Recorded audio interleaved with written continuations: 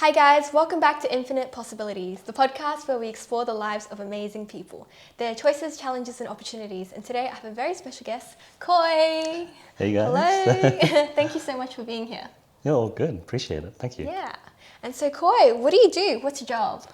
So, I am a business/life coach, helping, predominantly at the moment, I'm helping a lot of coaches learn how to make six figures in their own business. Although past 6 months, to be honest, has changed quite a bit for me in that as part of building my business, I network a little bit through obviously my own friends and just kind of like out in public and through social media. And I've been able to connect with some really wonderful people, and it's probably more now leaning towards the life coaching space rather than the business coaching space. So, oh, that's very interesting, and we would definitely dig into that a little bit later. Cool. Yeah, but we really want to know, Khoi, what kind of child you were like growing up. So yeah, what was childhood like for you? Ooh, so childhood. I would say that my parents probably quite traditional. So what could I say? Like I wouldn't Strict really, Asian parents? yeah, strict Asian parents. Yeah, I kind of wouldn't often be able to like go out on the weekends. Oh my gosh, that curfew. Ooh. Yeah, curfew.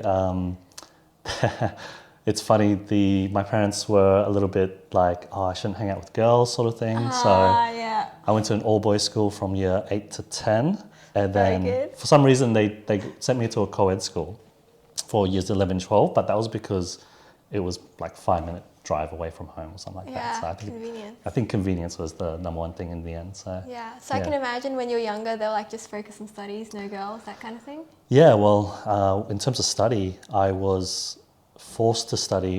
It was only up until probably about grade 5 to grade 10. I would have to study from 6 p.m. to 12 a.m. minimum. Yep. Whoa. Yep. So after school, can't do anything, you just study and then continue. Yeah. So to the early hours. yeah, get settled, have dinner, have a shower, that sort of thing. And then 6 p.m. to normally midnight. It could be maybe an hour before, could be a couple of hours after. Just constant studying. So because my dad, like, in hindsight, it's like, I have so much love for my parents about what they were trying to do for me and everything like that. My dad, he has a PhD in theoretical physics. Oh my gosh, that's a lot of pressure. A lot of pressure, yes. So I wasn't the only one. I've got a brother who went through that as well, older brother. But for me, it was just kind of like really good at maths. My English wasn't actually quite that good, even though I was born here in Australia. Oh, that's funny. Yeah. I did chemistry, so I did the suicide. The suicide thing. six, physics. Ooh. Yeah, physics as well. So did that in high school, and that was just constant studying. But for some reason, I don't know why, but year 11 to year 12, my dad just kind of let me do my own thing, so I didn't have to study afterwards that intensely. Yeah.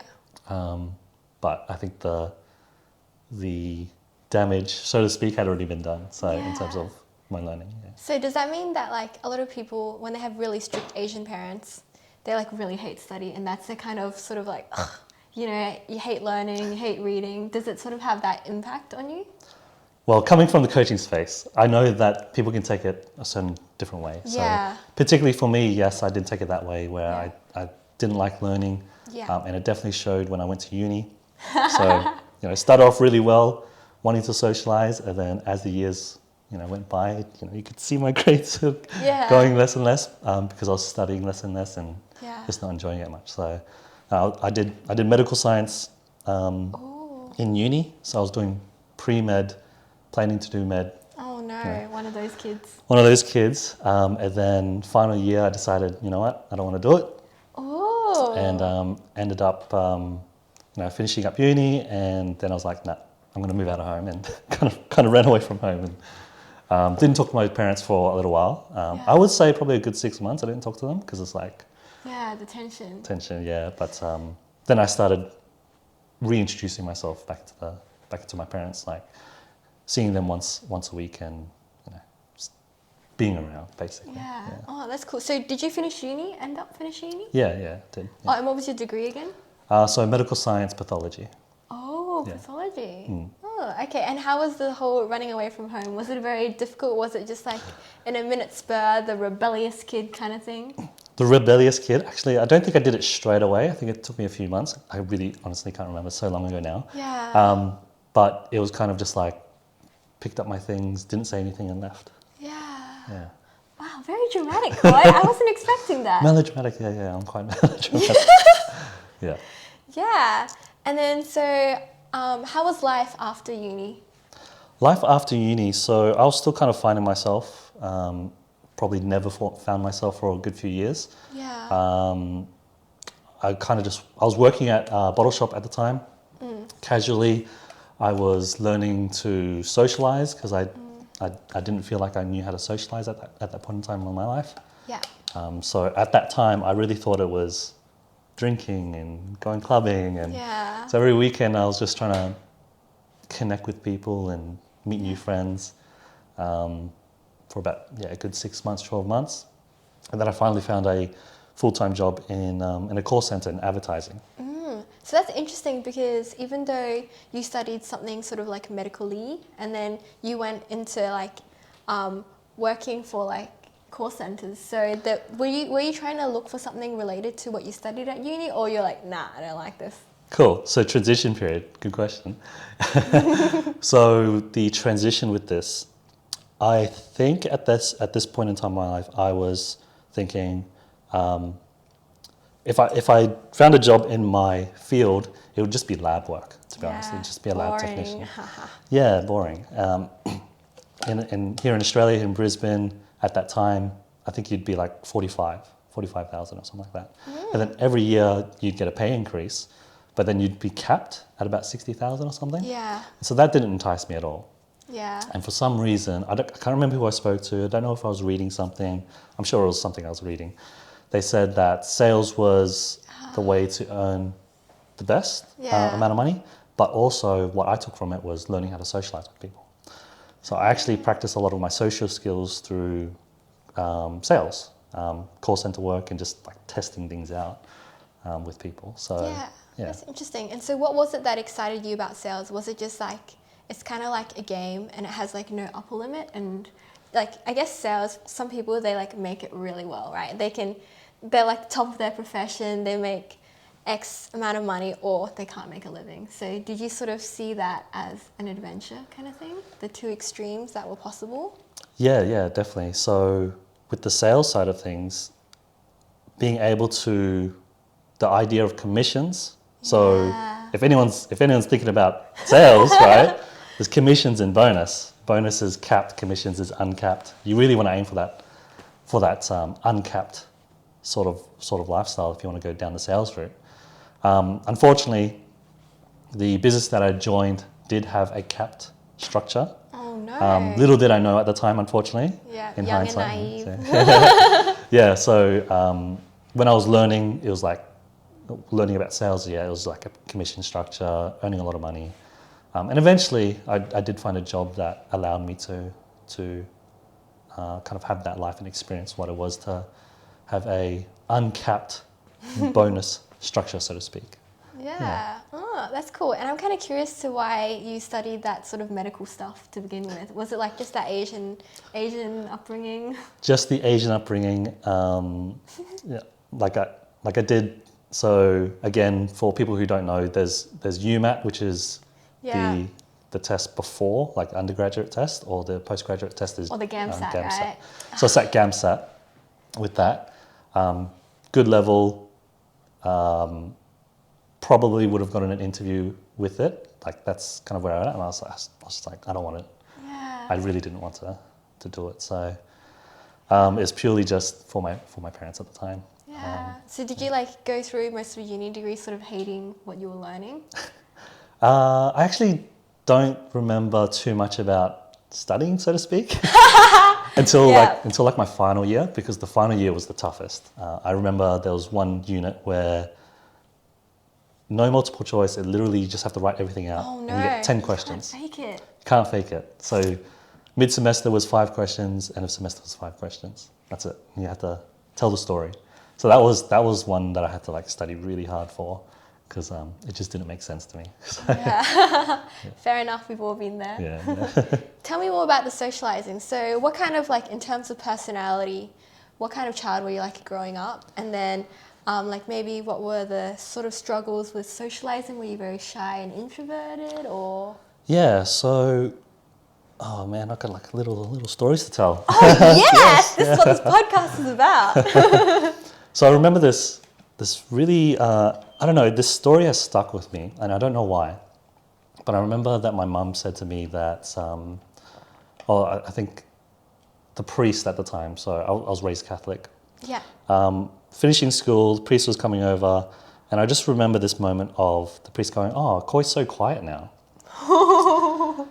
And my mum, I can't remember whether my mum said it there and then, or A bit later. like a bit later, like to me, but she said something like, I was very talkative. I used to be very talkative, and then somehow something changed and I stopped talking. And what age, what's the timeline for this? So you were very talkative from... I don't know. Could be, I reckon I was in year 1 or year 2 when that happened, when that incident happened. So probably when I started primary school. I was in childcare, and I remember kind of being a little bit talkative, but I don't really remember too much, It's that 0 to 7 years, it's like you don't really remember too much. Yeah, well, bravo for remembering that, because I have not much of a recollection. Yeah. Yeah. And do you know sort of like why, or do you sort of remember that tampering off, like sort of being more reserved a bit later? Yeah, the reservedness really, really showed. So, like, I would say there's parts of my schooling years that kind of affected my confidence. Yeah. One of them being in grade 4 or grade 5 was when I got my first pair of glasses. I was actually couldn't read the board. I remember the teacher going, "Oh, I think Khoi has an issue, seeing the board," because I remember asking people, "Oh, what does it say on the board?" sort of thing. Yeah. And so my mum took me to get my first pair of glasses, and she was like, "Oh, what do you want?" And I kind of like said this, that, but it didn't really matter. My mum was going to choose my choose my glasses anyway. That false sense of choice. Yeah. And she ended up choosing these like leopard print glasses on the side. That's very fashionable. Yeah. Back in the day, yeah. And they were framed as if it just like kind of imagine Harry Potter glasses. Yeah. Framed like that. The black kind of circle. But it was before Harry Potter came out. Oh. Yeah. So not cool, right? Not cool. So I was always scared of the whole being called Four Eyes, that sort of thing. Because I think I was the only one wearing glasses at the time. So I think that affected my confidence. Boom, hit in grade 4. Yeah. So, that would be like the primary school. I was still quite, reserved, and I remember being bullied at times and things like that, as normally. But I think that kind of just added on to being more reserved in primary school. Yeah, especially I think Asians, they're very like, they don't want to fight back. They just retreat in their shell kind of thing. Yeah. Like as a stereotype, but as a stereotype, which is true for me. Yeah. Yeah. Going back to my shell, definitely very stereotypical of me. Like you could assume so many things and it'd probably be correct. Yeah. Really? Yeah. But you were very very obedient, quiet kid growing up, the goody two shoes kind of thing. Yeah. Teacher's pet? Yeah. I would say teacher's pet in some form. Yeah. Okay. And what other like stuff were you sort of bullied for, if I can ask? I think like, is it sort of like, oh, you're not as tall as the other guys kind of thing? Well, I would say in primary school it wasn't too bad because I went to a school, so I'm Vietnamese, and I went to a school that was predominantly Vietnamese kids. Because, that's good. Yeah. Because of, again, for the viewers, for the listeners, a lot of the Vietnamese community after the Vietnam War, they kind of tend to just go to the same suburb, and so there's just a whole bunch of Vietnamese kids at this primary school. So when you go into school assembly, it's just a sea of black heads, Yeah. That's very nice. I don't think you would see it in any other school. So like when I go to high school and you have an assembly, it's definitely like a mix. Yeah. But when you went to this primary school, it was just full of Asian black, kids. Asian Yeah, kids. but that's kind of cool because I have some Asian friends, they get bullied because they went to like an all-white school. So I guess you were not bullied based on ethnicity, probably not. Yeah, not an ethnicity. I would say if I was bullied, it would be maybe like I was a pushover or something, or I could be taken advantage of. Yeah. Yeah. Aww. And how was high school? Was high school like a lot better than primary school for you, or probably worse? High school was actually fine for years 8 to year 10. Yeah. Because all boys school, probably a good quarter of the boys in year 8 came from my primary school as well. Oh, that's nice. So I kind of knew a lot of people. We always, when you go to an all boys school, you tend to normally, it's just a generic thing.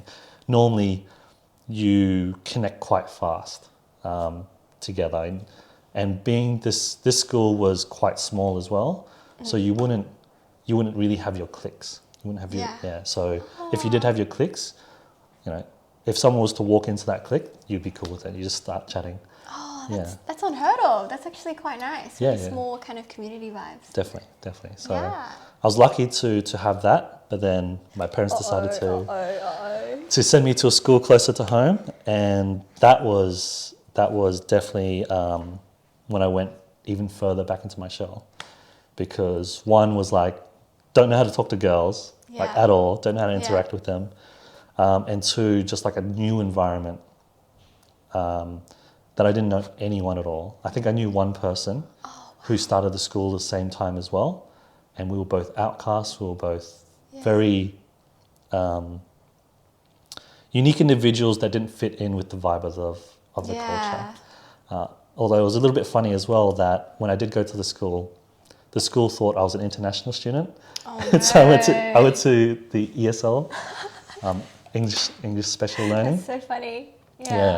But it was really great. I was able to really connect with international students, which kind of helped pique my interest in traveling to Southeast Asian countries later on. So Oh, that's cool, because I had a sort of similar-ish experience. So also like pretty much lived here most of my life, but me and my brother, we were sent to ESL as soon as we went to primary school, and then my mom, she's like, please take them out, that like English is their first language. So it wasn't so pleasant, right? Yeah, it wasn't too pleasant. And how did you survive those 2 years then? Is there anything that got you through, and when did you sort of start martial arts? I didn't start martial arts till later, but we'll jump into that. Yeah. So years 11 and year 12, I would say that I wasn't a jock, but I wasn't a nerd either. So I was right in the middle. And why I say that was, I would say I was pretty decent at volleyball. I was pretty decent at soccer. Yeah. So that's pretty good. It keeps you sort of like out of firing range if you're neither. Yeah. So I was decent at those sports. So I would get selected in a sense to be part of the group, and everyone was like, go Khoi, that sort of thing. Yeah. And in terms of my nerdiness, I was quite good at maths because of all the studying that I had done. That in hindsight, I thank my dad for, even though it was really tough. And everyone kind of just knew me, and to be honest, I kind of slept during math class quite a lot. Yeah, too good, right? It was quite boring for me, and I'm very thankful that during that time I was allowed to sleep during that time. Because I know that the teachers there can be very particular with some people who don't do well, or kind of kick up a fuss in class or something like that. So I was not quite a nerd, not quite a jock, and just kind of didn't fit in anywhere. I hung out with a lot of international students and kind of just picking up their languages, mainly like Korean and Chinese. But that's besides the point. It's just like they're probably just teaching me curse words and stuff. That's 100% true. What is authentic? And then year 12 was again probably another exploration year for me. So I started learning about breakdancing, trying to get the strength for it. It's so cool. It's very random of me, right? Yeah. And I started to also bring back my, not passion, but my like for playing piano. So again, stereotype, right? Yeah. So in year 12 was probably when I was the most reserved, actually. So even though I was practicing breakdancing, I was practicing in a room where I was just me and a couple of other guys. Then it got to a point when I didn't really connect with those guys, and I started practicing piano. And so by lunch breaks, I'll just be spending time practicing piano. And so it was quite lonely for me in year 12 in that sense. So I didn't quite know to socialize. So when I did finish year 12, I remember I said to myself on the very last day, because like I wasn't, like everyone was hugging everyone, and I was just like, oh, who do I say bye to? Didn't really have anyone to say bye to. And so I decided at that point, I was like, you know what, I'm going to learn how to socialize, I'm going to read books, read a lot about body language, and that led to my sales. And that nerd side coming in. yeah. So read a lot about that, and that's kind of where it kind of flourished after, once I started going to uni and practicing those skills. So. Yeah, and so for a lot of the shy introverts watching this, how does one become confident like a Khoi? So what is the sort of skill to socializing, do you believe? I think just getting out there, just putting yourself in a situation to start those conversations. And to be honest, I would say if you're anything like I was, like I'm a bit in my head, I'm a bit of a scenario thinker. So I would say that I practiced, or I read a lot of like, what could I say? Yeah. What questions could I ask? One of the things was a lot of people prefer to actually hear about you first, to kind of open up the invisible barrier that you might have, and then they feel more comfortable sharing things with you. So I had to practice sharing something about myself, even though I had nothing to share. Like I felt like I had nothing to share. Then just keep practicing that, to be honest. That's how it felt. And how do you sort of overcome that kind of, I guess, did you sort of have any sort of social anxiety when you were, 100%, yep, social anxiety. How does one get over that voice in the head? Don't do what I did and start drinking. So I guess you were very sort of confident when you were drinking and socializing, that sort of combo? Yeah, had that social lubricant, definitely. Yeah. I think before I had that social lubricant, it was really putting myself in uncomfortable situations. It was, I didn't get invited to parties or anything like that, but being able to just, oh man, I don't even remember how I did it, because this was before social media, right? Connecting. Just sneak your way in. Yeah, just connecting with people and just being like, oh, what are you guys doing? I'm like, party on. I'll tag along. I don't know. Just putting myself in that situation. But that's pretty cool. Yeah, it does require a lot of confidence to sort of, I guess, sneak in and sort of pretend to be one of them. And then people just accept it. People are actually, Yeah, I would say that for me, when I was younger, everyone was more welcoming to the idea of bringing new people in and connecting and things like that. So not too sure how it is nowadays. I would, I'm sure it is for the younger people wanting to connect. So you can utilize that to your heart's content. Yeah, that's cool. And I want to talk a little bit more about martial arts. So when did that start? So my martial arts journey started when I was probably around 21, 22. Wow, perfect, like me. 21, 22. So there was a guy at work when I was at the call center. He really loved mixed martial arts, so that UFC sort of stuff. His father was a karate. Karate sensei. I don't know the term. Yeah. So, and he would talk to me about it, and he got me interested in it, and I was like, you know what? And then he joined an MMA gym. And so I was like, you know what? I'll just do it. Like, I need to get fit. I don't want to go to the gym anymore and just pump iron and run and stuff like that. Oh, that's another story. Yeah. that kind of popped up. I actually kind of wanted to be a police officer, but we can come back to that. Yeah, we will come back. So that friend introduced me to that. I was living on the south side. The gym was on the north side because I didn't want to try to find a gym by myself. I wanted to train with someone that I knew.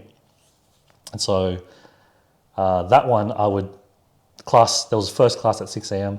So I would drive from the south side, so it'd be 5 a.m., get there 6 a.m., train for an hour, drive all the way back home because work didn't start till 8, 9 o'clock or something.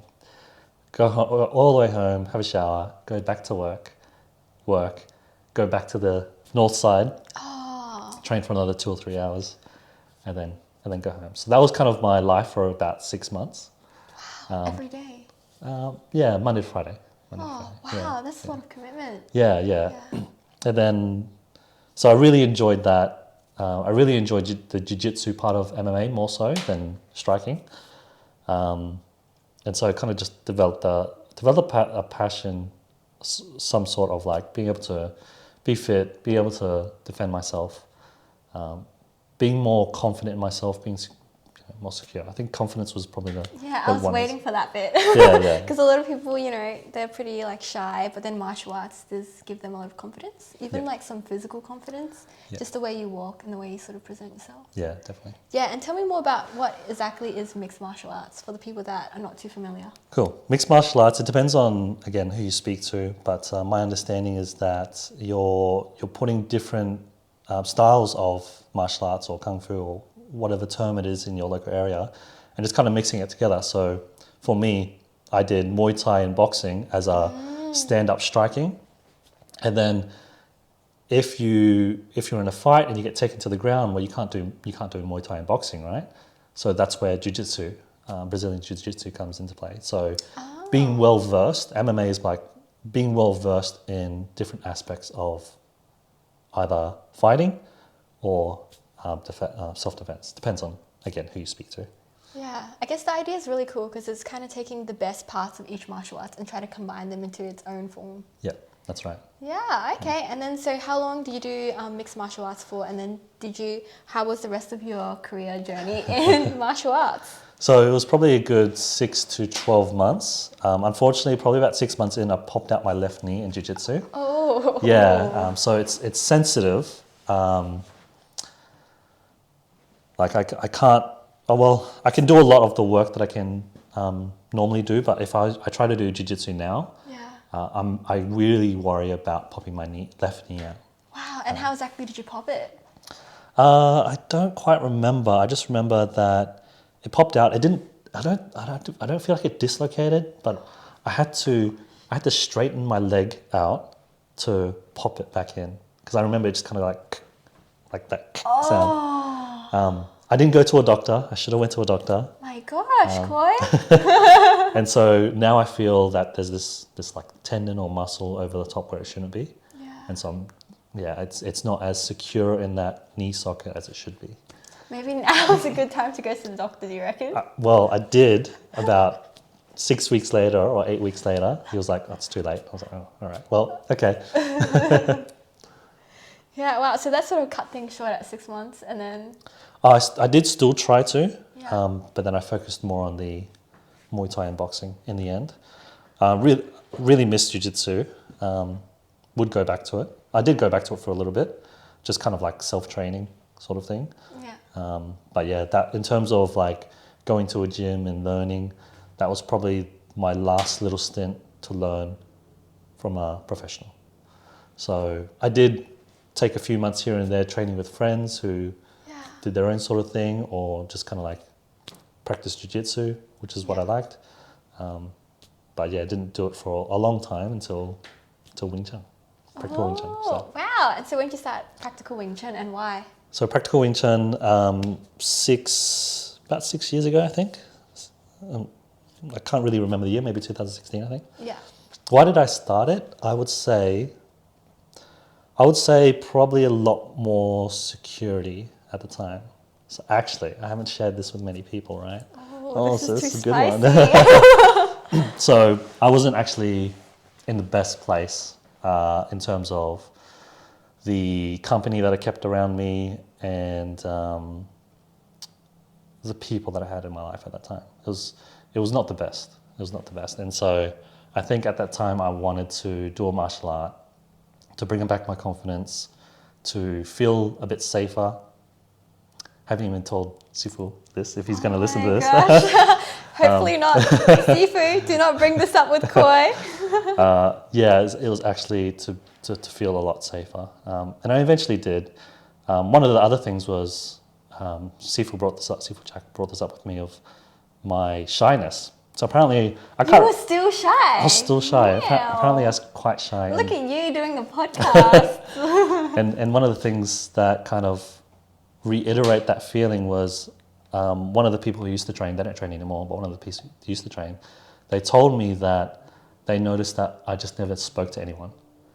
And then once they spoke to me, that's when I was like, oh, I just started talking to everyone again. Yeah. But also it wasn't until I started, I asked Sifu Jack if I could become an instructor, that's when I started talking to more people as well. So. Oh, wow. Yeah. So how to build confidence, Practical Wing Chun. Yeah, do that. Yeah, and so how long were you doing like Wing Chun before you asked to be an instructor? And why be an instructor? I can't really remember. I think it was 2 years. I think it was about 2 years. Oh, okay. I was training a lot at that time. So the first 3 months, I do remember training pretty much every day. Pretty much every day. And then I think I slacked off for a bit. And at that time, I think it was more like you get asked to be, like, do you want to become an instructor? Do you want to train to become an instructor? For the first year. So because I wasn't training too much and kind of still under the radar at that time, didn't get seen for that. But then once the school offered to go, hey, look, if you're interested, then I was like, okay, cool, all right, I'll do it. Why I wanted to do it, I think it was just to build more of that security and that strength and understanding to be able to defend myself. I think that was predominantly why I did want to do that. And then it snowballed, building up the confidence, building up my social skills, so to speak, as well, and all that sort of stuff. Yeah, that's cool. And also kind of curious about what it was like for you to start Wing Chun. So you've obviously like done other martial arts, and so were you kind of like doubting, like, does this really work? Did it actually make you feel more secure? Because I feel like after like maybe like 6 months or like the 7-month mark, I start to feel like, oh yeah, like I start to appreciate each move. But before I'm like, does it work? Yeah, so for me, I'm just trying to remember when I first started, I remember going like, yeah, cool, let's do this. Let's take a chance. Let's jump into it. And I actually remember I've got these scars from punching the pads too much. Oh, and yeah, me too, ditto. Yeah, and I didn't heal or anything. Like I didn't put. Me too. Yeah, I didn't put anything to heal. So I've got these scars, and I remember this was within the first 3 months of just going hard, and I just wanted to get fit and stuff. So I think it took me a while to really understand and understand how to utilize the skills properly. I would say that I didn't fully appreciate it until after the first year, maybe, or until a year and a half, I think. Yeah. Probably a year and a half, I reckon. I didn't appreciate it fully. Yeah, but that's amazing that you still stuck with it, because a lot of people, if they feel like, it's not reaping rewards, I'm going to change. Yep. There was, sorry, Sifu Jack. There was actually 3 times in my 6 years that I was pretty close to leaving. But it wasn't because of like believing that this wasn't working for me. It was purely just like things happening in my life, like relationship breakdown sort of thing, or I couldn't cope or I couldn't think. And so it was very tough to go to training, try to do the techniques and skills and stuff like that. And then I was just like, I can't do it. I remember there was a few times. Yeah. It was just. I think everyone has been through that, right? Yeah. It was just hard hitting, and I remember a few times. I just went to class and I was like, I told the instructor at that time who was teaching, I was like, look, I can't do it anymore. And I would say that I'm happy that I stuck with it. It was kind of the stable thing. I knew that it was there. Yeah. That was what was for me. I think that's why I've stayed with it for so long, because I knew that it was always there, that I could just jump in whenever I needed to or wanted to, and just do what I need to do. So. Yeah. Oh, that's cool. And so have you actually had to use your martial arts in dangerous situations? Luckily, no, not dangerous situations. I have had to control and restrain people at times to like protect people I'm with or just prevent a situation going down. But it wasn't too much. It was just like putting an arm down there. You know, it's cool. Walk away. Yeah, That's do the fine. arm roll. Yeah. So Yeah, sounds good. Let's flip back to wanting to be a police officer. Yeah. Perfect segue. so that was actually another reason why I didn't want to become a doctor, is because actually I wanted to become a police officer. Unfortunately, I'm colorblind as well. Yeah. So I have a green deficiency. But at that time, the police service didn't have a proper testing measurement of color deficiencies. Yeah.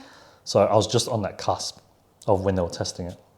And so I actually went to a justice college, did a diploma, justice administration, because the owner of that college was apparently the Australian Federal Police's #1 sniper at one point in his life. So I was like, okay, cool. You know, get some leeway in, get like a letter of recommendation, that sort of thing. But the color blindness was the problem, unfortunately. And so because they didn't have the test, I kept hounding the police service for about 3 or 6 months, being like, what other tests do you have? Like I'm going to test everything until you say definite no. Yeah. Yeah. So that was unfortunately it did end up becoming a no. And so that's why I was like, I don't know what to do. I'll go with sales. I'll just practice on myself, like learning to socialize and improve myself and build my confidence. And I just went to the sales world. Okay, and tell me more about the sales world. What was rewarding and what was not so rewarding? And how did you sort of transition and make your way through the sales world? So the sales world, I did like a lot of little different odd jobs here and there, trying to find a place that I liked. Ended up being a call center for 7 years. What did I like? The people were amazing there. That's the only reason why I stayed there for 7 years. Otherwise, I would have left a lot earlier. You'll hear that a very common thing in a call center, right? Yeah. What I did like was that I was able to just put myself in a comfortable situation all the time. Talk to people, do what. First off, I had to do what I was told in terms of like a sales aspect and learning how to deal with people on the phone. And then it got to a point when I learnt how to work with people, deal with people, sell to people in a way that was comfortable for me. Yeah. So I remember a lot of times, this one particular call that I had was, I'm a little bit two ways about it, but I'll just tell the story. There was this call that I had about this gentleman who was actually quite lonely. He was alone, and we were just having a chat about like what did he want to do in advertising. Unfortunately, in hindsight, the reason why I'm a bit icky about it is in hindsight, I wish I didn't sell him the thing that I sold him, because the success rate is quite low. Yeah. I'd rather just tell him to do something else. But back then it was kind of the thing. Yeah. Anyway, besides the point. So this gentleman, he was just talking about how he was lonely, he got sick, and he was like, he wanted to look for a partner. And I'm just talking through it. And just when you find a sales job that you can kind of talk to those things, which is why I went into coaching as well, when you can talk to these things and actually give them a solution that will work for them, that's where I kind of found a passion of learning how to talk to people, converse, sales eventually, becoming really successful in that sense. That'll be it. Yeah, cool. And then, but like after sales, what did you do? You did like advertising for a bit, did you? So I still stayed in sales pretty much the whole time. So it was advertising for the call center for 7 years. Yeah. And then I tried my hand in real estate for 12 months. How's that? And why get out of your comfort zone and try something new? Yeah, so definitely. As you said, just fully getting out of my comfort zone, face-to-face, door knocking. Oh, that's worse. That's worse. You can't hide. Yeah, can't hide. Getting used to people slamming doors in your face and swearing at you. Going like, Lots of rude people out there. Yeah. But you can sometimes you can understand some people going like, you don't want door knockers and don't want to ruin your day sort of thing. But as a real estate agent, you just kind of do your job and Bite stuff. your lip and go. Yeah, pretty much. So it was a good 12 months. There really brought me out of my comfort zone, really improved my skills as a salesperson.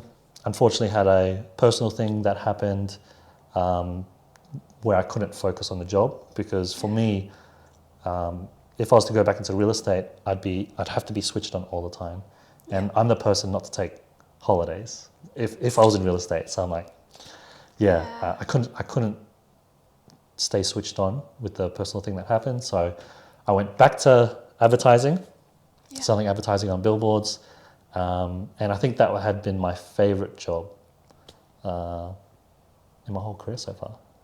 In terms, good Okay, job. and advertising on billboards, what do you do? So with that one, I was working with media agencies who work with international companies. I shouldn't name. Don't name. I shouldn't name the businesses, but basically, you can think of, in terms of Australia, national fast food chains. So like, No. if you can already think of one, it's probably that one. Insurance agencies, government agencies, just a whole range of different things, and festivals, things like that. Just a whole range. The reason why I liked it was not because of the drinking. There was a lot of drinking involved, but hosting, socializing, just essentially having fun so that people will be comfortable to buy from you. That was kind of the thing.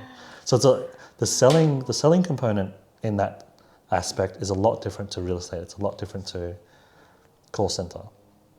So there's many different ways you can sell. So in terms of the way to sell via speaking, I think real estate and call center was the easiest one, like the ways to learn the fastest. And then when I was in the billboards, it was more about relationship building. I would say it's more relationship building than sales, because it's relationship building and supplying data. Having data to prove that the advertising works or is effective was more important than trying to sell. So yeah. Oh, that's interesting. And how do you feel about it? It's like a little bit sketch that, it's the whole thing, like you first want to be their friend and then you sell. Yeah. So that took me a little bit of time, to be honest. I was like, do I need to be a friend? Do I need to connect with them? And then it kind of got to a point where it was just like, you know what, we're just another business to them. It's well known to just entertain, have fun, run barbecues, host that festivals, host that local shindigs in town, like a putt-putt golf course or an arcade you can drink at. Khoi probably knows all the best places to hang out and to get entertained. To get entertained. Yeah. I've been to a few grand openings. Whoa. So one of the ones that I really liked was actually the arcade that you can drink at. And I think for me, they were the first ones to introduce alcoholic bubble tea. For me, anyway. Oh, okay. I've never heard of that before. So alcoholic bubble tea, and it actually tasted good. It's not like you couldn't taste the alcohol sort of thing. Yeah. So yeah, so it's very interesting.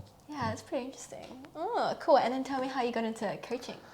How I got into coaching was, unfortunately, with that billboard business, they did sell their business, and then the new owners brought their own people in for that. So I got let go, and so I didn't know what to do. So I started doing Uber, and then COVID hit, and I didn't really know what to do. So started going to different seminars, trying to figure out do I want to invest, do I want to do other things, and coaching kind of fell into my lap. So it was like a one-day seminar. They're really good at selling, those people. So as a former salesperson, ooh. Yeah. So it's a different way of selling, Yeah. selling to a group in that aspect. And they got me good. Got into coaching and just kind of studied it and just kind of fell into it and followed the process. So. Yeah, that's cool. And how do you sort of break into a new business without having that former background, building up that credibility? People are like, oh, why should I go to you, Khoi? You haven't been in this coaching space for long. Cool. So in terms of a strategy definitely happy to share with strategies now. In that, to be honest, you don't need to have the skill of coaching. I mean, it definitely helps. Like, personally, for me, I want to find someone who has the skill to coach. Yeah. But if you were to build your business, it'll just be to just get out there, like get seen. And that was very hard for me as an introvert. Yeah. As someone who was quite reserved. Are you still an introvert? Oh, definitely, 100%. 100%. It's a skill that you just have to learn to put yourself out there and things like that. So I definitely still need to recharge by taking time for myself. Yeah. So 100% still an introvert. That's cool. And what did the early days look like for you in terms of coaching? Were you out there on the streets waving to people like, hey, let me talk to you about... Unfortunately, the nerd kicked in, and so the first 6 months I was just studying hard, I was practicing my skills. Surprisingly, a lot of the coaching skills, a lot of the sales skills that I had could be transferred over into coaching. Oh, So not surprised. It made it very easy for me to, so I went through a college that had like their own like system to learn and test and stuff like that. And so I went through this. I actually did quite well because all I was doing was just using sales skills to coaching. So I got really good at that for the first 6 months or so. And then I started to like network, go to, what would you call it? Like networking events, but specific ones around like local businesses. Oh, yeah. So there's lots of different networking events and groups and stuff like that, but it's choosing the ones that will actually be effective. And so for me at the time was something called BNI. Now you could go to different ones, but I'm just going to give you an example. Yes. At least. So BNI is very like location specific was what I was looking for. Very location specific. So you can only be in this group if you're in this area and you can't go anywhere else, sort of thing. So those are sort of networking groups that I like. Yeah.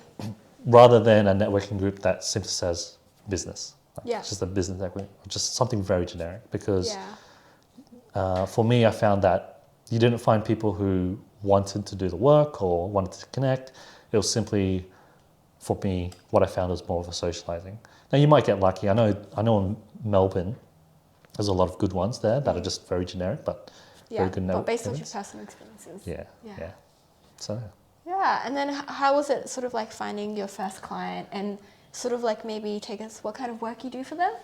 Or if you want to act out one, that might be fun. Okay. So getting my first client, I actually, with the college that I was with, they definitely have a lot of good skills and techniques around how to get your first client, but I couldn't, from the way that they were teaching, I couldn't understand how to do it from the way that they're teaching. So it was just like, you basically, and this works, how I say it, but just the way they presented it to me was not very great.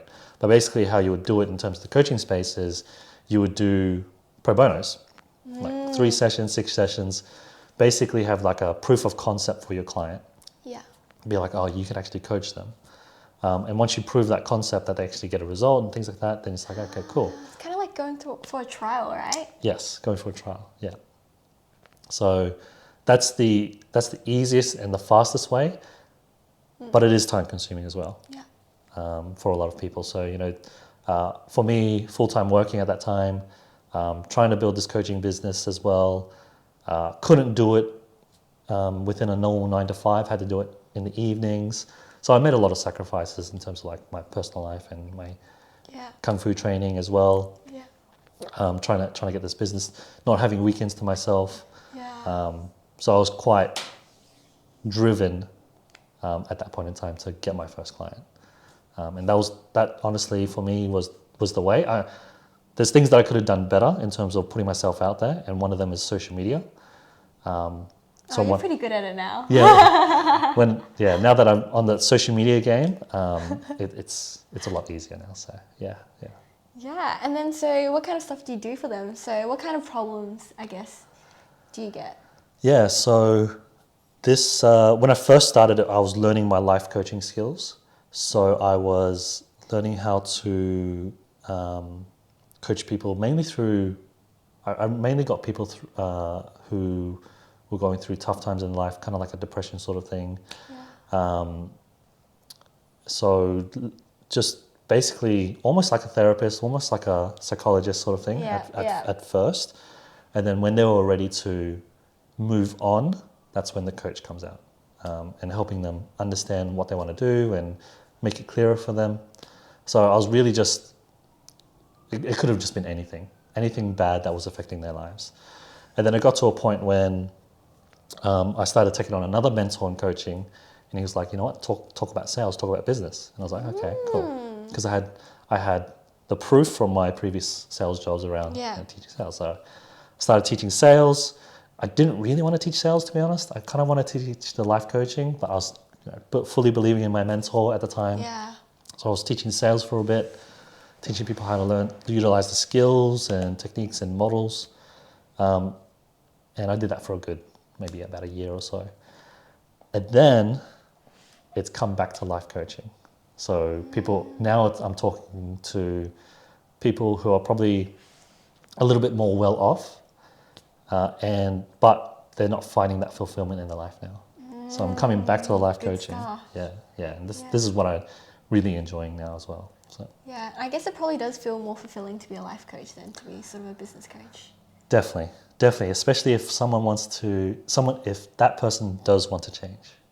I'm going to add that caveat in there, so some people understand. Yeah. I get you. Yeah. Oh, wow. And so how did you sort of find your mentors in the space as well? So with the seminars, I was just kind of lucky with that. So you just connect with the speaker kind of thing? Yeah, and then once speakers and just going through local events, back when you could go in person before COVID. Yeah. You can do it through Zoom rooms as well and stuff like that. But I don't feel like it's as effective. Yeah. And then, about 6 months in, I was like, something's not working. I need to find someone else around the business sort of thing, sense of aspect. And I think then I started talking to more people as well outside of that college. And eventually I got put onto my business mentor around social media and stuff. So. That's cool. And do you sort of formalize a relationship with them? Like say, we're going to catch up every month, please be my mentor. How does one go about finding a mentor? Well, this one, definitely I just paid for it. Yeah. And it's whatever their program is. So with this particular one, really great guarantee, which is sales technique.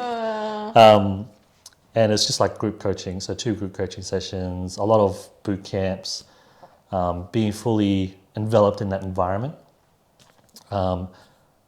Occasional one-on-one. So the mentor that I took on, he's actually quite well off. So he charges like $2,000 an hour for his one-on-one sessions. Not surprised. So I only had like a couple of sessions as part of going into his program. So that one, I definitely did do my due diligence. Unfortunately, the coaching space is too prevalent with not so great coaches. Yeah. So you really need that. You just gotta be cautious. You gotta do your research. Yeah, definitely. Yeah. Wow. Okay. Cool. And then now I want to talk a little bit about finding passion. So do you think this is it? Life coaching. This is exactly what you want to do, or do you feel like maybe it's something that maybe there's something else that is more aligned to what you actually want to do?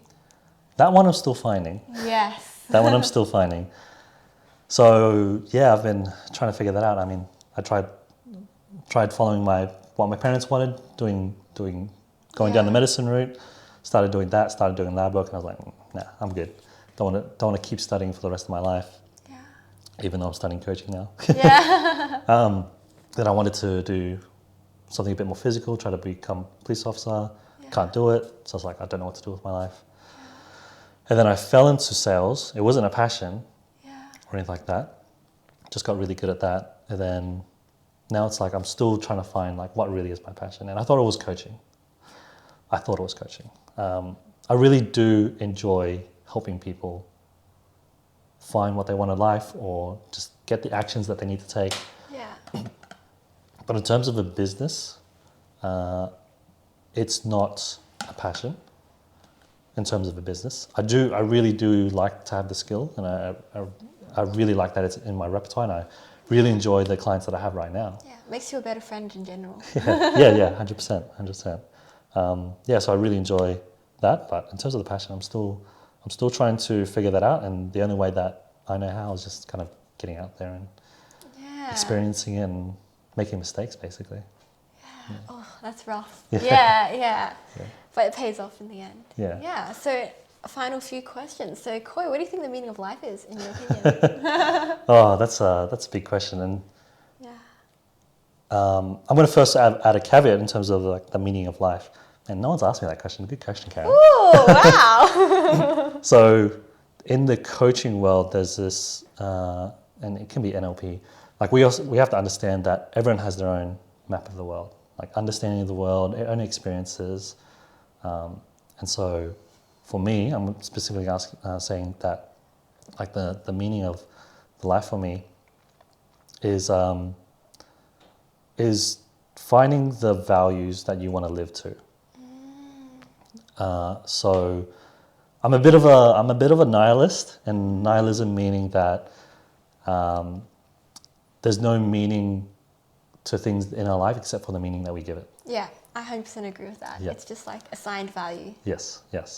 And so the meaning of life for me is to find the top 3 values in my life. This is something that I've done.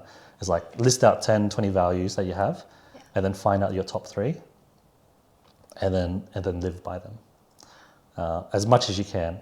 And it's okay that it'll change. It's definitely 100% okay that it'll change, because one, what happens if it's about your career? Like your values around your career, find those 3 values. Is it about culture? Is it about happiness? Is it about money? Yeah. Then, live by those values, and then you'll be good in terms of your career. And if it does, then at some point in time, it's probably going to change. And that goes with your own life. What would you want out of your own life? And so for me, one of my top values is joy. Yeah. Joy or happiness, depends who I speak to. Joy, happiness, fulfillment. Yeah. And so for me, now, I'm so thankful for the coaching world for this. Now it's like, okay, I'm just going to try to find as much joy as possible, rather than try to, because I used to be the sort of thinker that was like, oh, what happens if something bad happens? And when I did that, when I started holding myself back from thinking, trying to prevent something bad happening, what was happening was I was also preventing myself from experiencing joy. So now it's like, okay, So joy sort of means freedom. Yeah, definitely. Yeah. So that's pretty cool. Also want to ask you, Khoi, if you won the lottery tomorrow, what would you do differently about your life? What would I do differently? I definitely just invest that money and live off the interest and all that sort of stuff, right? Yeah, good stuff. I think as well, I would want to bring people up with me. So I really like the idea of like, if I bring one person, I could probably only focus on one person at a time, right? Or 2 people, 3 people. Yeah. So I really want to focus on one person to bring up. And then that way, when they get to a level where they can start helping people, then it's like, okay, cool, I've helped them enough, now I can move on to the next person. They're going to help their people. And Yeah, it's so that on and so compound forth. interest. Yeah. So that's probably what I do, is just focus on that a bit more. And, depending on how much the lottery is, maybe make some more money as well, so that I can pass that on. And So I have a thing about like even if I make money, I'm not just gonna just like give it away, sort of thing. It's, for me, my idea is I'll keep building it, and then whatever I earn from that, then I can like pass on, because it's still growing, and I can start giving more and more and more as the years go by. Yeah, that's pretty good. It just makes it really sustainable. Yeah, 100%. Yeah, that's cool. And the final question is, what do you think the ideal day in the life for you is? It can be like work, it can be like personal. This is a coaching question, by the way. Oh, really? Yeah. Ideal day, ideal life. I think I'm going to say this as well, because this is what gets experienced in the coaching world. Is, so a lot of people come into the coaching world and we ask this question of like, what's your ideal life? It's like, oh, I just want to be on the beach and live life and enjoy it, and then you meet these people who actually do it and like they get bored. Yeah, 100%. Right? And so people don't really understand it. And so I haven't experienced that yet, but I understand it. So I wouldn't be just simply on the beach or anything like that. I think I would be working, not in a job, but actually working on, just trying to find ways to help people in a growing aspect, whether it's like a business that can help other people or things like that. Yeah. Yeah. Oh, that's cool. Yeah, and we're pretty much at the end of the podcast. Do you want to say bye? Awesome. Thanks, guys. Bye. Thanks, Jan.